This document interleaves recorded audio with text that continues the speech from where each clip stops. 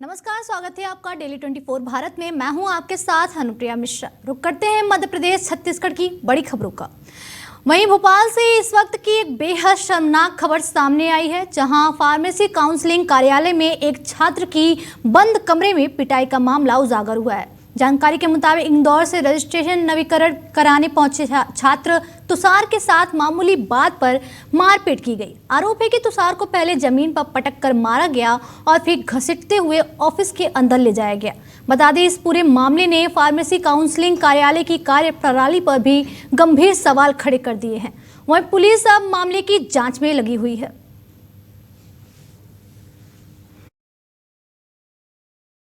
Actually वो क्या लड़का वीडियो उसने सही बताया, हाँ। बना रहा था और उसे बड़े जो अधिकारी थे वो बोल रहे हैं कि वीडियो डिलीट कर। उसके चक्कर में उस लड़के भागने की कोशिश की तो उसको खींच के पकड़ के लाए 4-5 अधिकारी, मतलब अपर लेवल के लोग। पुलिस कुछ नहीं कर रही है। अगर उसको कुछ प्रॉब्लम थी तो पुलिस के हवाले करना था, उसने पुलिस को हवाले नहीं किया। तो शासकीय कर्मचारियों ने एक तरीके से गुंडागर्दी करी। वो खड़े थे, वो शासकीय कर्मचारी जो हमारी सेवा के लिए है, हम स्टूडेंट है, हमारी सेवा के लिए, वो खुद उसको स्टूडेंट को मारे।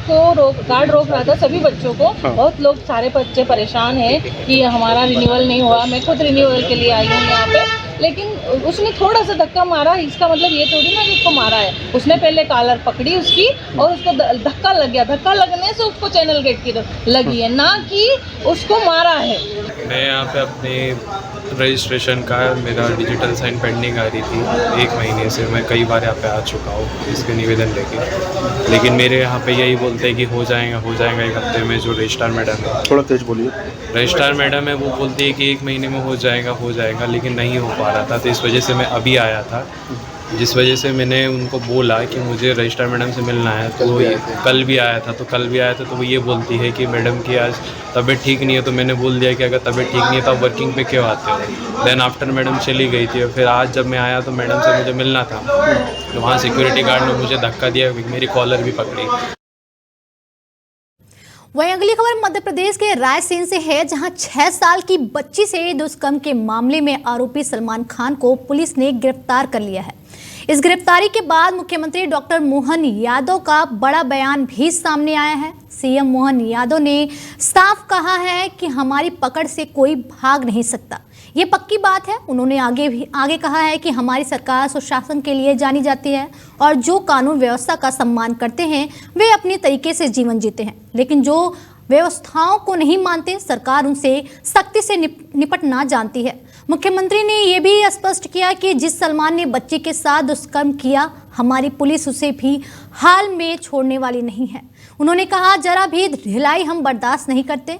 पुलिस ने शॉर्ट एनकाउंटर में आरोपी को पकड़ा है और यह तय है कि हमारी पकड़ से कोई बच नहीं सकता। वहीं घटना के बाद इलाके में आक्रोश है और परिवार को न्याय दिलाने की मांग तेज हो गई है। देखिए, हमारी सरकार ने इस बात की पहचान हमारी सरकार के गठन के साथ ही बनाई हुई है कि हमारी सरकार सुशासन के लिए जानी जाती है और शासन की व्यवस्थाओं के साथ जुड़ कर के सब अपने अपने ढंग से जीवन जिए। लेकिन जो इन व्यवस्थाओं को नहीं मानता है, सरकार उनसे निपटना भी जानती है और उनको उनके तरीके से जो कानूनी प्रावधान है उसके आधार पर उनको प्रतिबंधित भी करती है। वहीं छत्तीसगढ़ में कांग्रेस में एक संगठनात्मक बदलाव की बड़ी खबर सामने आई है। पार्टी ने नवनियुक्त जिला अध्यक्षों को जिम्मेदारी सौंपते हुए नई टीम का ऐलान कर दिया है। इस फेरबदल में कांग्रेस ने संतुलन बनाते हुए शहरों में युवाओं को मौका दिया है। वहीं ग्रामीण इलाकों में अनुभवी नेताओं पर भरोसा जताया गया है। माना जा रहा है कि आगामी चुनावी रणनीति को ध्यान में रखते हुए पार्टी ने ये बड़ा कदम उठाया है। अगली खबर भोपाल से है। बता दें, शिवसेना ने आज आरडीएम ऑफिस का घेराव कर जोरदार प्रदर्शन किया और 7 नवंबर प्लेटफॉर्म के पुनर्निर्माण कार्य को लेकर बड़ा आरोप लगाया। पार्टी का कहना है कि प्लेटफॉर्म की मिट्टी उठाने और निर्माण कार्य के लिए अन्य राज्यों के मजदूरों को लाकर काम दिया जा रहा है, जबकि स्थानीय युवाओं को रोजगार से वंचित किया जा रहा है। शिवसेना नेताओं ने डीआरएम को ज्ञापन सौंपते हुए साफ शब्दों में कहा कि स्थानीय लोगों के हक पर डकैती बर्दाश्त नहीं की जाएगी।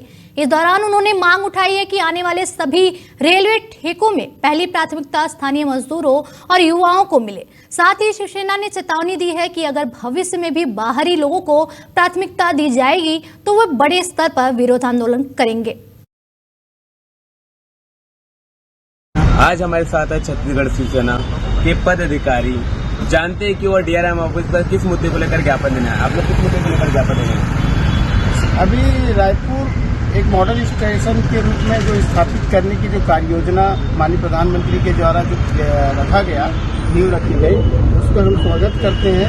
बशर्ते हमारा एक इस चीज़ का विरोध है कि इस प्रदेश के अंदर में हमारी माटी, हमारे यहाँ पास के लोग को अपेक्षाएं की जा रही है। यहाँ पर जो 400 से प्लस करोड़ की जो स्टेशन मॉडल स्टेशन का जो टेंडर हुआ है, उसमें जितने भी लेबर टेक्नीशियंस हैं ऑल ओवर पूरे 99% बाहर के लोग हैं, जिसका हमारा उसमें हमें ऐसा लगता है कि हमारे यहाँ के जो लोकल लोग हैं उनकी अपेक्षाएं की जा रही है, उनको नौकरी से वंचित किया जा रहा है। उसका विरोध शिवसेना ने आज दर्ज करवाने के लिए यहाँ डीआरएम ऑफिस में डीआरएम साहब से मिलकर अपनी विरोध दर्ज कराई। वो ठेका जो उठा है वो ठेका भी बाहरी का है कि लोकल को मिला है? लोकल को नहीं मिला, बाहरी ठेका है। और हमारी ये मांग भी इसके साथ साथ में है कि अब रायपुर रेलवे स्टेशन के अंदर में या रेलवे में अगर यहाँ कोई भी ठेका होता है, चाहे छोटा हो चाहे बड़ा ठेका हो, पहले स्थानीय लोगों को बुलाया जाए और ठेका के लिए उनको अवसर दिया जाए। यदि यहाँ के लोग उस पर इंटरेस्ट नहीं लेते या ठेका के लिए आगे नहीं आते, तब जाकर अन्य प्रदेश के लोगों को वो ठेका दिया जाए। ये हमारी मांग है। अगर इस पर कार्रवाई नहीं होती तो आज ये ज्ञापन था, आने वाले समय में हमारा उच्च प्रदर्शन करने के लिए हम बाध्य होंगे हमारे शिवसैनिक और लोकल लोगों के सामने। आपका परिचय और पद? प्रदेश सचिव संजय नाथ, जिन्होंने बताया कि रायपुर रेलवे स्टेशन में 7 नंबर गेट में होने वाले टेंडर में बड़ी गड़बड़ी देखने को मिली। वहां पर लेबर से लेकर ठेकेदार सभी बाहरी हैं। इनका ये मांग है कि यहाँ के स्थानीय लोगों को पहली प्राथमिकता दी जाए। इसी को लेकर डीआरएम ऑफिस में आज ज्ञापन दिया गया है और आने वाले समय में बड़ा विरोध प्रदर्शन को देखने को मिलेगा। वहीं दतिया के राजघाट कॉलोनी स्थित शिव शक्ति मंदिर कालकी धाम में जारी तृतीय सहस्त्र चंडी महायज्ञ में आज का दिन बेहद खास रहा। कार्यक्रम में देश की प्रतिष्ठित हस्तियां एक साथ पहुंची। पूर्व न्यायाधीश इलाहाबाद उच्च न्यायालय जस्टिस सुधीर अग्रवाल, प्रदेश के पूर्व गृह मंत्री डॉक्टर नरोत्तम मिश्रा और शनि धाम के पीठाधीश्वर महामंडलेश्वर स्वामी दाती महाराज ने इस पावन अनुष्ठान में हिस्सा लिया। यज्ञ के दौरान सभी संत समाज और उपस्थित श्रद्धालुओं के बीच आध्यात्मिक ऊर्जा का अद्भुत माहौल देखने को मिला। जस्टिस सुधीर अग्रवाल और दाती महाराज ने विधिवत पूजा अर्चना की और बाद में संत निवास परिसर का भूमि पूजन भी संपन्न कराया गया। आयोजकों के अनुसार ये महायज्ञ समाज में शांति, सौहार्द और कल्याण का संदेश देने वाला है। वहीं दतिया में ये धार्मिक आयोजन लगातार भक्तों की भीड़ को आकर्षित कर रहा। 30 नवंबर से प्रारंभ हुआ था, जो कि कल इसका समापन है 29 नवंबर को। तो भगवान कल्की का महा महोत्सव मनाया जाता है। आज ही के दिन 11 वर्ष पूर्व भगवान श्री कल्की की स्थापना हुई थी। उसी के उपलक्ष्य में हम लोग ये तृतीय महोत्सव है हमारा। सहस्त्र चंडी का पाठ विभिन्न जगहों से ब्राह्मण आते हैं और आकर के भगवती की सुंदर स्तुतियां द्वारा भगवती का सहस्त्र चंडी अर्चन होता है। पिछले लगभग 8 दिन से ये यज्ञ चल रहा है। यहाँ पर नवीन जी महाराज यज्ञ कर रहे हैं। मित्रों साथियों, यज्ञ इसलिए कि मेरा राष्ट्र सुरक्षित हो। यज्ञ इसलिए हो रहा है कि राष्ट्र में सुकून रहे, राष्ट्र में शांति रहे, राष्ट्र प्रगतिशील हो, राष्ट्र विकासशील हो। और फकीरों का काम यही होता है कि अपने राष्ट्र से प्यार करे और अपना राष्ट्र सुरक्षित रहे, प्रगतिशील रहे, प्रभु से प्रार्थना करना।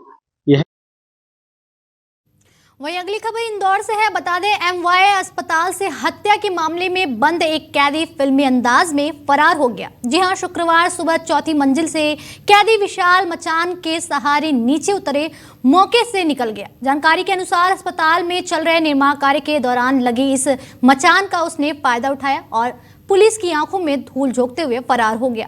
जब जेल गार्ड वापस लौटा और कैदी को बेड पर नहीं पाया तो तुरंत अधिकारियों और पुलिस को सूचित किया गया। इसके बाद सहयोगितागंज थाना पुलिस सक्रिय हुई और इलाके में उसकी तलाश शुरू कर दी गई है। बताया जा रहा है कि कैदी विशाल कुलकर्णी का भट्टा निवासी है और हत्या के मामले में सेंट्रल जेल में बंद था। बता दें, इलाज के लिए उसे एमवाय अस्पताल के 23 नंबर वार्ड में भर्ती किया गया था। वहीं पुलिस की लापरवाही और सुरक्षा व्यवस्था पर अब गंभीर सवाल उठने लगे हैं। वहीं मध्य प्रदेश के इंदौर के आरटीओ कार्यालय में दलालों की गुंडागर्दी खुलेआम सामने आ गई है। आरटीओ परिसर में मौजूद दलालों ने पत्रकार हेमंत शर्मा और उनके कैमरामैन राजा पर निर्ममता से हमला कर दिया। हमला इतना गंभीर था कि पत्रकार हेमंत शर्मा को अस्पताल में भर्ती कराना पड़ा। बताया जा रहा है कि आरटीओ में चल रहे भ्रष्टाचार और अव्यवस्थाओं को पत्रकारों ने स्टिंग ऑपरेशन के जरिए उजागर किया था। इसी से बौखलाए दलालों ने कैमरा तोड़ते हुए दोनों मीडिया कर्मियों के साथ मारपीट की। वहीं प्रत्यक्षदर्शियों का दावा है कि इन दलालों को आरटीओ का संरक्षण प्राप्त है, जिस वजह से वे बेखौफ इस तरह के कृत्य को अंजाम देते हैं। इस घटना के बाद पत्रकारों में भारी रोष है और आरटीओ की सुरक्षा व्यवस्था व सिस्टम की कार्यप्रणाली पर भी गंभीर सवाल खड़े हो रहे हैं। वहीं मध्य प्रदेश के खंडवा जिले से एक हैरान कर देने वाला मामला सामने आया, जहां शासकीय नंद कुमार सिंह चौहान मेडिकल कॉलेज में एमबीबीएस में फर्जी दस्तावेजों के आधार पर दाखिला लेने का मामला उजागर हुआ है। बता दें, कॉलेज प्रशासन की जांच में पता चला है कि छात्रा ने बीएचयू के नाम पर फर्जी विकलांगता प्रमाण पत्र बनवाकर मेडिकल सीट हासिल की थी। दस्तावेजों के सत्यापन के दौरान धोखाधड़ी का पूरा खेल खुल गया। मामला सामने आने के बाद कॉलेज प्रशासन ने तुरंत कार्रवाई शुरू की और उच्च अधिकारियों को रिपोर्ट भेज दी है। यह घटना प्रवेश प्रक्रिया की पारदर्शिता और सुरक्षा पर गंभीर सवाल खड़े करती है।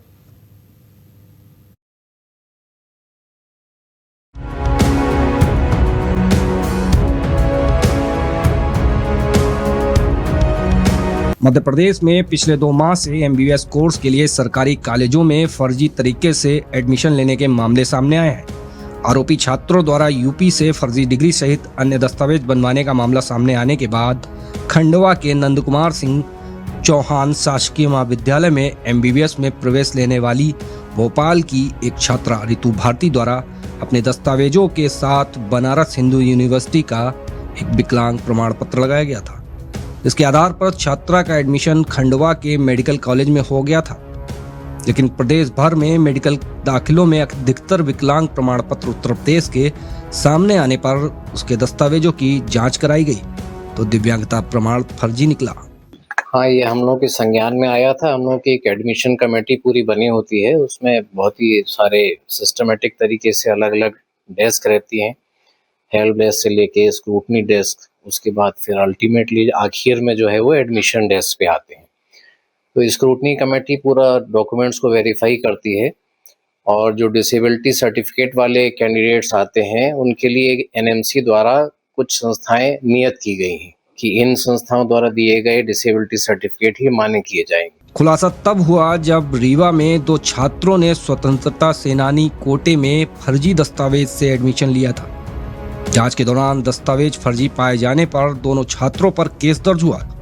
इसके बाद प्रदेश में लगातार सामने आ रहे मामलों के बाद शासकीय नंद कुमार सिंह चौहान मेडिकल कॉलेज खंडवा से भी छात्रा के दस्तावेज जांच के लिए भेजे गए थे, जहां से जांच में सामने आया कि छात्रा द्वारा लगाया गया दिव्यांगता प्रमाण पत्र बीएचयू का जारी किया हुआ नहीं है।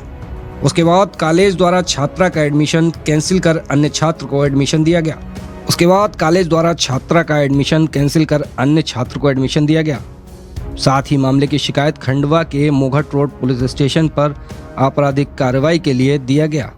ये जो यूजी एडमिशन, जो एमबीबीएस में यूजी एडमिशन का जो आखिरी मॉपअप राउंड चल रहा था और उसमें एक अभ्यर्थी रिशु भारती के दस्तावेज के संबंध में हम लोगों ने दिव्यांग प्रमाण पत्र की पुष्टि हेतु संबंधित संस्थान को पत्र प्रेषित किया था यहाँ प्रवेश समिति ने। तो उनको ये सूचना प्राप्त हुई कि ये दस्तावेज उनके द्वारा यहाँ इशू नहीं किए गए हैं, ये फर्जी प्रतीत हो रहे हैं। तो इन्होंने दूरभाष पर भी उसकी पुष्टि की, इसको ईमेल द्वारा प्रेषित किया और बाद में लिखित रूप से उनको उपलब्ध कराया।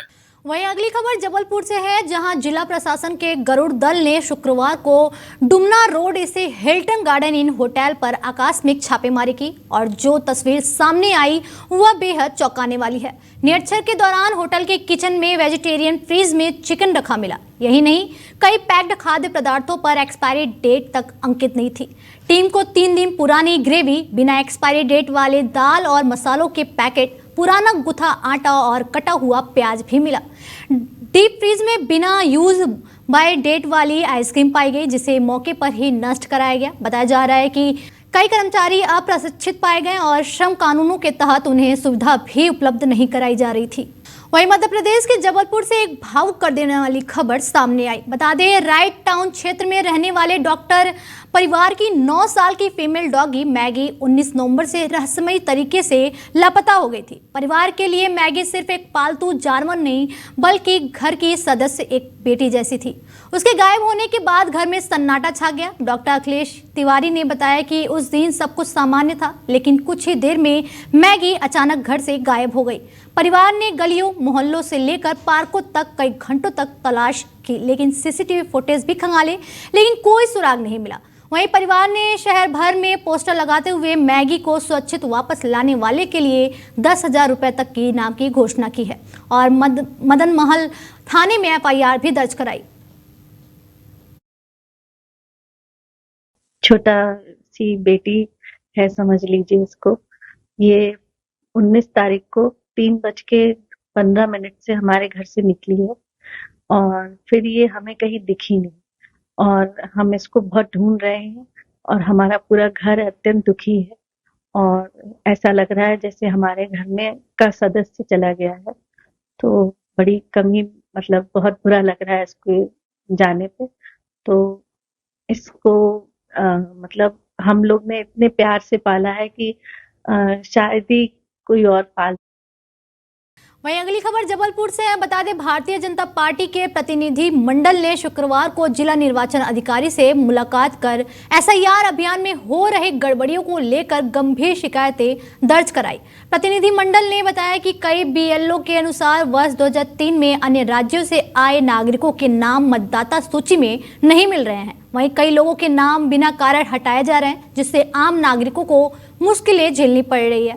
विधायक अशोक रोहाड़ी ने कलेक्ट्रेट से तुरंत समाधान की मांग की। कलेक्टर ने सभी शिकायतों को गंभीरता से लेते हुए उचित जांच और पात्र मतदाताओं के नाम पुनः जोड़ने का आश्वासन दिया। आज हमारे नगर अध्यक्ष भाई रत्नेश जी के साथ हमने विशेष गहन परीक्षण, जो मतदाता सूची का जो शुद्धिकरण का कार्य चल रहा है, उसमें जो विसंगतियां और जो परेशानियां आ रही हैं, उन परेशानियों को दूर करने की तरफ उनका ध्यान केंद्रित कराने का हमने कलेक्टर महोदय को यहाँ ज्ञापन दिया। और जो मैपिंग नहीं हो पा रही है, जिस कारण क्या थे उनके, तो आज उन्होंने स्पष्ट किया कि अब जो मैपिंग का जो प्रतिशत घट रहा था वो शीघ्र अब मैपिंग होगी और उसके जो कारण थे उन्हें वो बताए और निश्चित रूप से इससे कार्य को गति मिलेगी। के द्वारा जिला निर्वाचन कार्यालय में कलेक्टर साहब से भेंट करके, चूंकि SIR का काम पूरे जबलपुर महानगर में चल रहा है और हमारा भारतीय जनता पार्टी का प्रत्येक कार्यकर्ता जो BLA 2 की श्रेणी में है और BLA 1 ऐसे जिले में हमारे संयोजक सभी लोग मिलकर हम सब लोग पूरे कामों को पूरी तन्मयता से कर रहे हैं। लेकिन इन कामों में जो कठिनाइयां आ रही हैं, जैसे कि SIR के काम में जो हम 2003 के मतदाता सूची में जो नाम है उसको तो हम दर्ज कर ही रहे हैं, उसको मैपिंग में हम ले ही रहे हैं। वहीं दतिया में शुक्रवार देर रात पुलिस की अचानक दोपहिया चेकिंग कार्रवाई ने शहर में हड़कंप मचा दिया। मुख्य बाजार और प्रमुख मार्गों पर SDOP आकांक्षा जैन और सिविल लाइन TI वैभव गुप्ता के नेतृत्व में अभियान चलाया गया। शादी विवाह सीजन में परिवारों के साथ निकल रहे लोगों को भी रोक कर जांच की गई, जिसके बाद लोगों में नाराजगी बढ़ गई। कई नागरिकों ने इसे अनावश्यक सख्ती बताते हुए चक्का जाम की चेतावनी तक दे डाली। लोगों का कहना है कि इस तरह की रात में अचानक चेकिंग से आम जनता परेशान हो रही है। फिलहाल प्रशासन की ओर से इस कार्रवाई पर कोई आधिकारिक बयान सामने नहीं आया है। फिलहाल इस बुलेटिन में मेरे साथ इतना ही। दीजिए इजाजत। नमस्कार।